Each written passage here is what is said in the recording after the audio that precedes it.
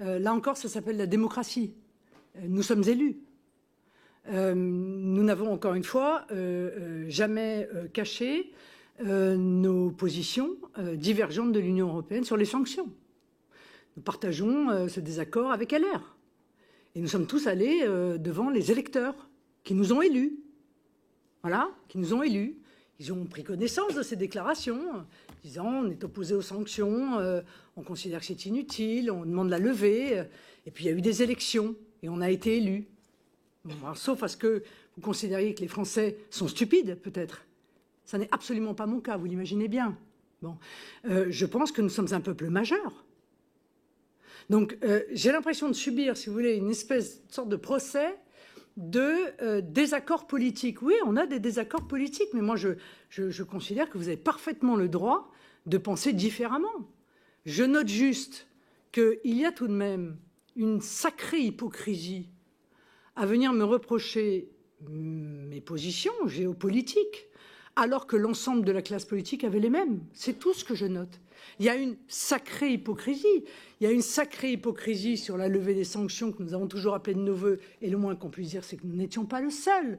M. Feckel, encore une fois, qui était secrétaire d'État, réclamait la même chose. Les LR réclamaient la même chose. Il y a une sacrée hypocrisie à me reprocher de considérer que la Russie, après 2015, pouvait être un soutien important dans la lutte contre le fondamentalisme islamiste, alors que le président Hollande ne disait pas l'inverse, alors que Jean-Luc Mélenchon ne disait pas l'inverse, alors que toute une série, encore une fois, de responsables de haut niveau de notre pays disaient exactement la même chose. Il y a une sacrée hypocrisie à me reprocher la position que j'ai eu le courage de prendre sur la Crimée, alors qu'il ne serait venu à l'esprit de personne de reprocher la même position lorsqu'elle sort de la bouche de l'ancien président de la République, Nicolas Sarkozy, alors que ça ne viendrait à personne de reprocher à M. Hollande de faire la promotion de M. Schröder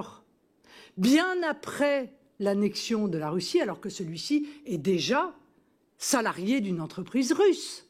Vous voyez, voilà, c'est un peu l'indignation à géométrie variable, c'est un peu l'hypocrisie que je trouve assez désagréable. Voilà. Alors vous me dites, on peut avoir des soupçons. Non, madame, vous ne pouvez pas avoir de soupçons. Voilà, parce qu'un soupçon, quand on est dans une commission d'enquête, il peut être dicté par le désaccord politique.